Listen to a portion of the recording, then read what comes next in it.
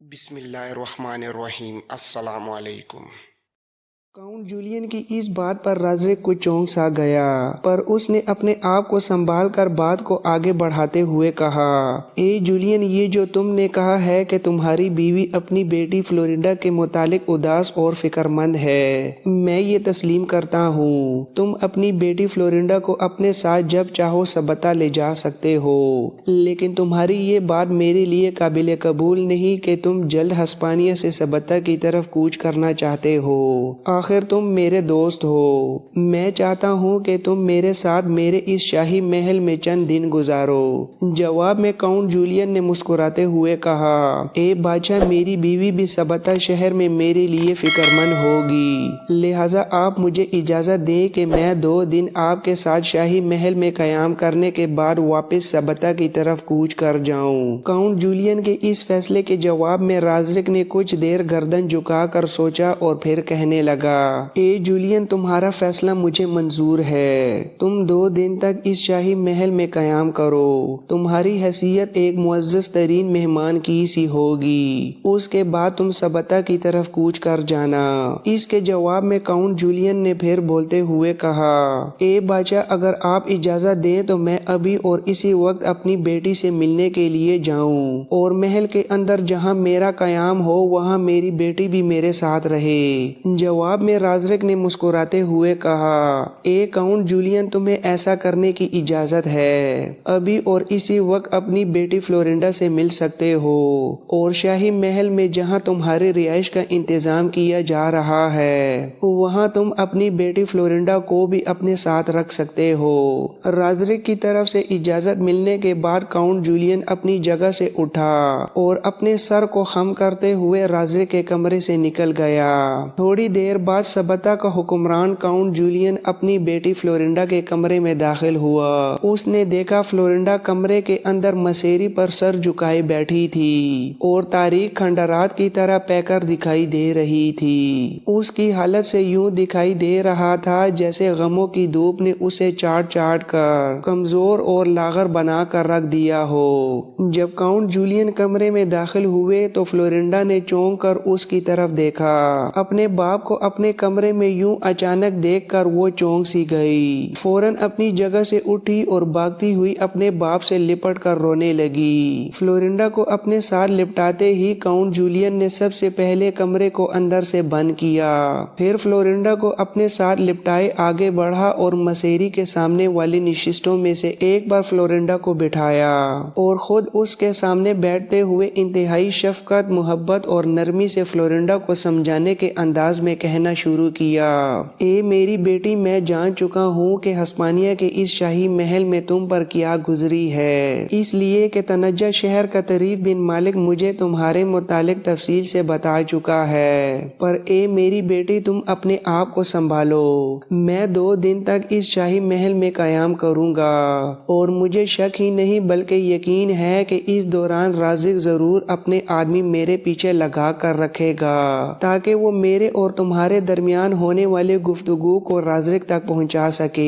लिहाजा मेरी बेटी, तुम अपनी हालत, गुफ्तगू, चेहरे और अपने जज्बात से कतन किसी पर यह साबित ना होने देना कि इस महल में कयाम के दौरान राजरिक की तरफ से तुम्हारे साथ कोई ज्यादती हो चुकी है। राजरिक मुझे कह चुका है कि मैं कम से कम 2 दिन इस शाही महल में कयाम करूं और इस 2 दिन के कयाम के बाद मैं तुम्हें साथ लेकर सबता की तरफ रवाना हो जाऊंगा।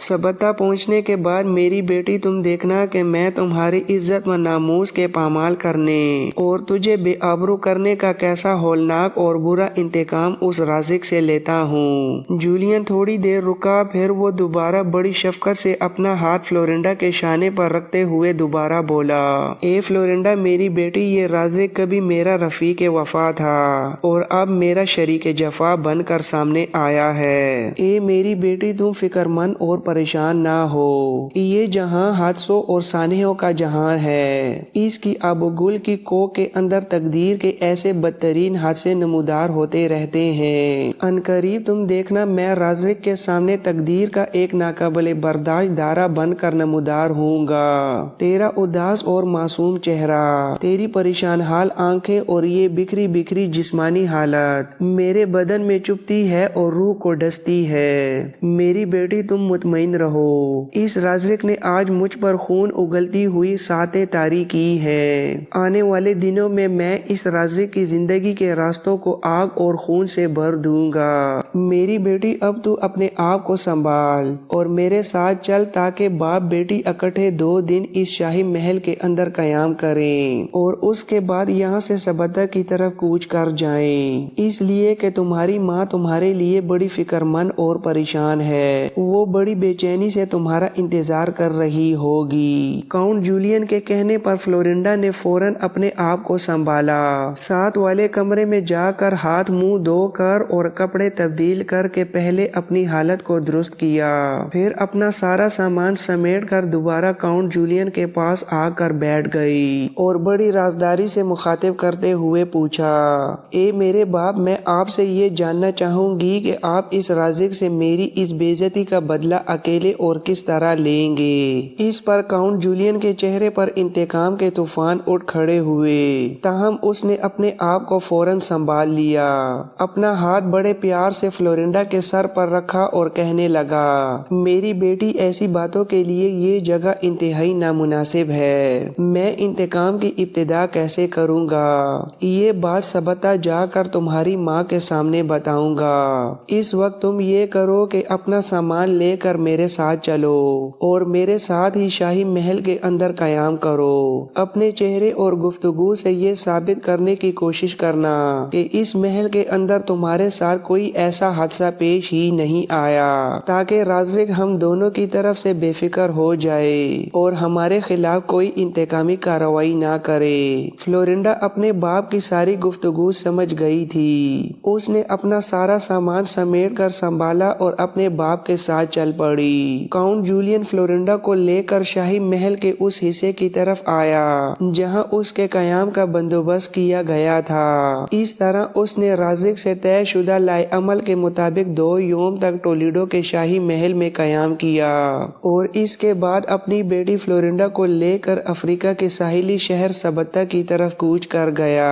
شام سے تھوڑی دیر پہلے فلورنڈا اپنے باپ کاؤنٹ جولین کے ساتھ اپنے زخم لیے غمگین سبتہ شہر میں اپنے محل کے اندر داخل ہوئی۔ اس کی ماں غرسیا کو بھی شاید اپنے شوہر اور بیٹی کی آمد کی خبر ہو گئی تھی، اس لیے کہ جب وہ دونوں باپ بیٹی شاہی محل کے صدر دروازے کے اندر داخل ہوئے تو سامنے سے اس کی ماں غرسیا تقریباً بھاگتی ہوئی اس کی طرف بڑھی۔ اپنی ماں کو اپنی طرف آتے دیکھ کر حسین فلورنڈا کی بھی نظروں کی خانقاہوں کے اندر اشکوں کے دریا بہہ نکلے۔ جب اس کی ماں اس کے قریب آئی تو وہ بھاگ پڑی اور پھر وہ اپنی ماں غرسیا کے ساتھ لپٹ کر داڑیں مار مار کر رونے لگی۔ کافی دیر تک فلورنڈا اپنی ماں کے ساتھ لپٹ کر روتی رہی، جبکہ اس کی ماں غرسیا خود بھی روتی رہی اور بیٹی کو تسلی دیتی رہی۔ ان دونوں کے قریب کھڑا سبتہ کا حکمران کاؤنٹ جولین بھی آنسو بہا رہا تھا۔ تھوڑی دیر تک ایسا ہی سما رہا، پھر غرسیا اپنی بیٹی فلورنڈا کو سنبھالنے میں کامیاب ہو گئی۔ اپنی ماں کے کہنے پر فلورنڈا نے اپنی آنکھیں خشک کیں اور بڑی حسرت سے اس موقع پر اس نے اپنی ماں کی طرف دیکھتے ہوئے بکھری آواز اور ٹوٹے لہجے میں کہنا شروع کیا،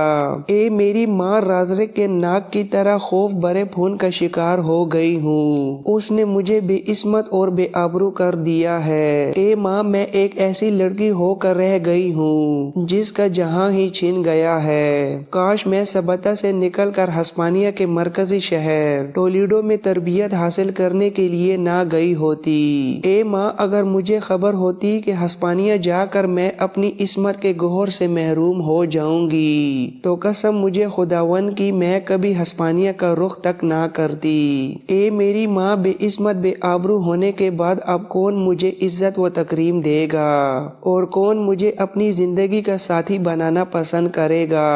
غرسیہ اپنی بیٹی فلورنڈا کی باتوں کا جواب تو کوئی نہ دے سکی، تاہم اس کے سر پر ہاتھ پھیرتی ہوئی تسلی دے رہی تھی اور ساتھ خود بھی روتی جا رہی تھی۔ اس موقع پر کاؤنٹ جولین بولا اور فلورنڈا کو مخاطب کرتے ہوئے کہا، اے میری بیٹی سنو، میں رازرک کی اس حیوانیت کو خاموش تماشائی بن کر برداشت نہیں کروں گا۔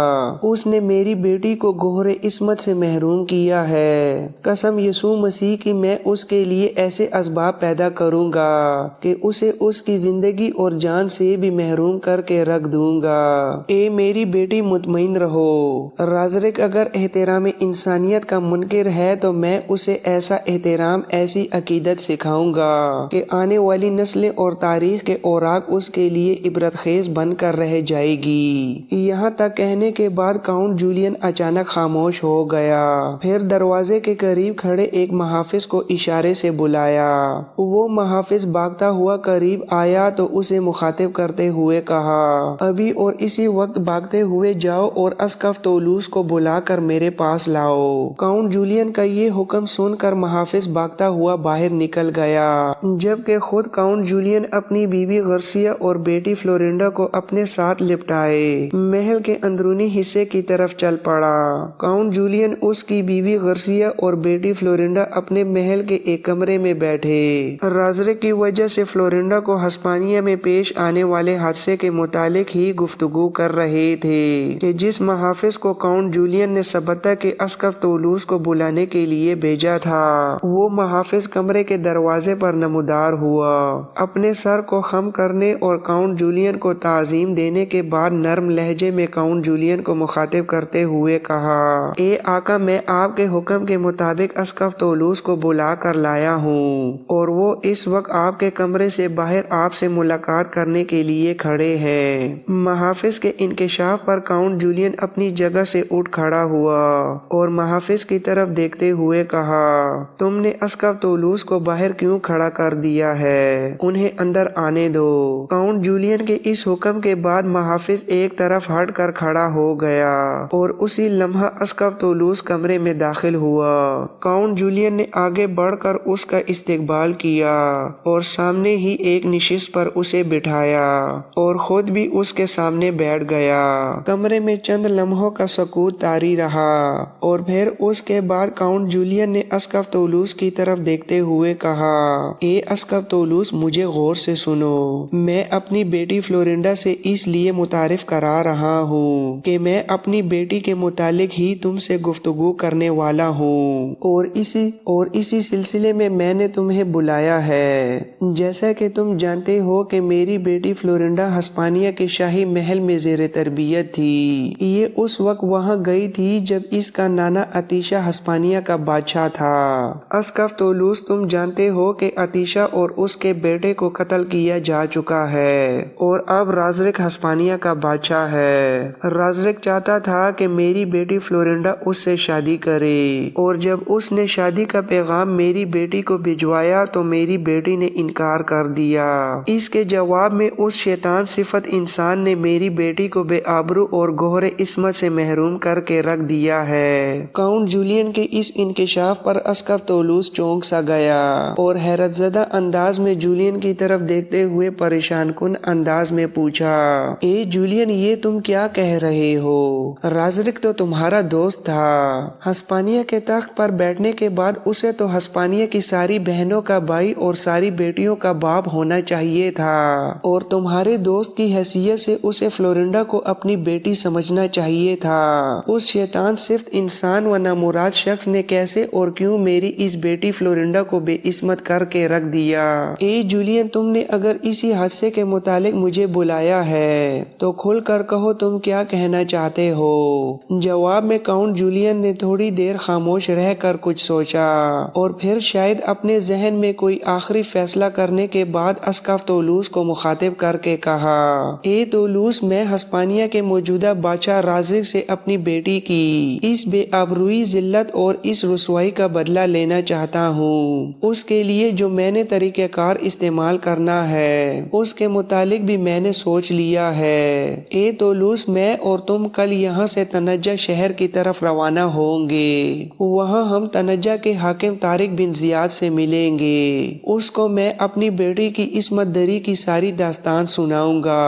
میں اس سے التجا کروں گا کہ وہ ہسپانیہ پر حملہ آور ہو کر اس ملک کو فتح کر کے اپنی عملداری میں شامل کر لے۔ اسقف طولوس، اگر طارق بن زیاد اس پر آمادہ ہو گیا اور اس نے ہسپانیہ پر حملہ آور ہونے پر اپنی رضامندی ظاہر کی تو میں تمہیں یقین دلاتا ہوں یہ مسلمان نہ صرف ہسپانیہ پر قابض ہو جائیں گے بلکہ رازق کو گرفتار کر کے اس کی گردن کاٹ کر رکھ دیں گے۔ جس روز ایسا ہو گیا اس روز میں سمجھوں گا کہ میں نے رازق اور ہسپانیہ دونوں سے اپنی بیٹی کی بے عصمتی کا بدلہ اور انتقام لے لیا ہے۔ کاؤنٹ جولین جب خاموش ہوا تب طولوس نے حیرت زدہ لہجے اور کس قدر غصیلی آواز میں اسے مخاطب کر کے کہا، اے جولین، میں تمہاری اس سوچ سے قطعاً اتفاق نہیں کرتا۔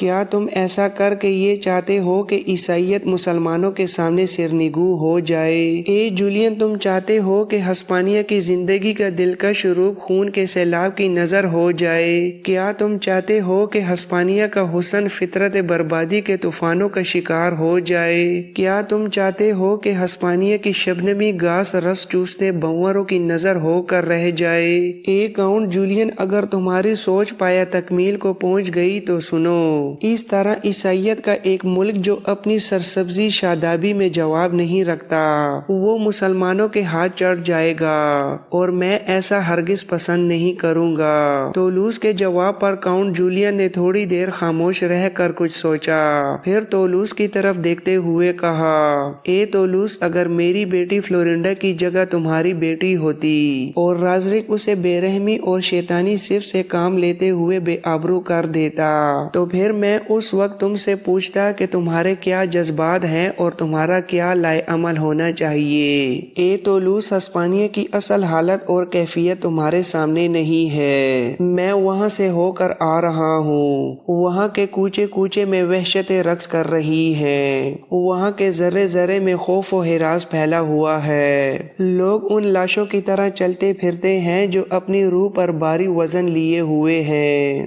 وہاں روز و شب کے کارواں خاموش ہیں اور لوگ اپنے ہی سینے کی آگ میں جلتے دکھائی دیتے ہیں۔ سنو طولوس، میں ان مسلمانوں کو ہسپانیہ پر نہ صرف ترجیح دیتا ہوں بلکہ ہسپانیہ کے عیسائیوں کے مقابلے میں انہیں اخلاقی لحاظ سے انتہائی بلندیوں اور اعلیٰ مقام پر پاتا ہوں۔ اے طولوس، نہ صرف یہ کہ میں عام مسلمانوں سے کئی بار مل چکا ہوں بلکہ میں افریقہ میں ان کے والی موسیٰ بن نصیر، تنجہ کے حاکم طارق بن زیاد اور اس کے نائب طریف بن مالک سے بھی مل چکا ہوں۔ ان لوگوں سے ملنے کے بعد میں نے ان کی شخصیت کے متعلق جو اندازہ لگایا ہے وہ یہ ہے کہ مسلمان رات کے سیاہ پانیوں میں سفید رنگ کے بے داغ پھول ہیں، ساحلوں کی عزت اور پربتوں کا جمال ہے، ان کے نقش میں احترام آدمیت اور عکس میں عظمت انسانیت ہے، ان کے اخلاق میں رفتوں کا جمال اور کردار میں اجالوں کے رنگ ہیں، وہ خضر کے رہبر اور وقت کی گود میں عروس حیات ہیں۔ جب یہ لوگ ہسپانیہ میں داخل ہوں گے تو اے طولوس، میں تمہیں یقین دلاتا ہوں کہ یہ لوگ ہسپانیہ کے اندر خوابوں کے اجڑے کھیتوں کو آباد کریں گے، پتھروں کی رگوں میں کھولتی آگ سے ٹھنڈے میٹھے پانی کے جھرنوں کو جاری کر دیں گے۔ ہسپانیہ کے اندر ہر سمت اخوت اور احترام انسانیت کا بول بالا کر کے رہیں گے، اس لیے کہ ہسپانیہ کے عیسائیوں کے مقابلے میں یہ مسلمان انسانیت کی کہکشاں اور فطرت کا پرکشش حسن ہے۔ یہاں تک کہنے کے بعد کاؤنٹ جولین تھوڑی دیر کے لیے خاموش رہا، کچھ سوچا اور پھر دوبارہ کہنے لگا، اے طولوس، اگر تم میرے ساتھ تنجہ کے مسلمان حاکم طارق بن زیاد کی طرف نہ بھی گئے تب بھی میں اکیلا ہی تنجہ شہر کی طرف روانہ ہو جاؤں گا، اس لیے کہ میں رازق سے اپنی بیٹی فلورنڈا کا انتقام لینے کا پختہ عزم کر چکا ہوں اور میں ہر صورت میں مسلمانوں کو ہسپانیہ پر حملہ آور ہونے کے لیے آمادہ کروں گا۔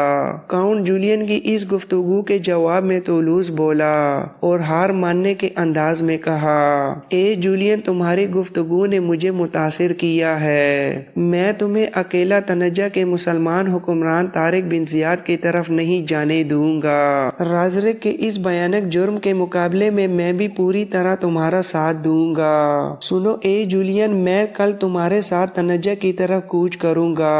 طولوس کا جواب سن کر کاؤنٹ جولین خوش ہو گیا، لہٰذا جولین نے باہر نکل کر اپنے خدام کو کھانا لانے کے لیے کہا۔ تھوڑی دیر تک ان چاروں کے لیے کمرے میں کھانا چن دیا گیا اور وہ ایک دوسرے کے سامنے بیٹھ کر کھانا کھانے لگے۔ تنجہ شہر کی جامع مسجد سے ملحقہ دارالعدل میں طارق بن زیاد، طریف بن مالک اور ان دونوں کا معاون مغیث اکٹھے بیٹھے۔ تینوں کسی موضوع پر گفتگو کر رہے تھے کہ ایک جوان بڑی تیزی کے ساتھ دارالعدل میں داخل ہوا اور طارق بن زیاد کی طرف دیکھتے ہوئے کہا، یا امیر سبتہ شہر کا حاکم کاؤنٹ جولین اور اس کے ساتھ اسقف طولوس ہمارے شہر تنجہ میں داخل ہوئے ہیں۔ اس وقت وہ دارالعدل کے باہر کھڑے آپ سے ملاقات کرنے کے امیدوار ہیں۔ جواب میں طارق بن زیاد نے بغیر کسی توقف کے اس جوان کی طرف دیکھتے ہوئے کہا، ان دونوں کو اندر بھیجو اور ان کے گھوڑوں کو مہمان خانے کے اصطبل کی طرف لے جاؤ۔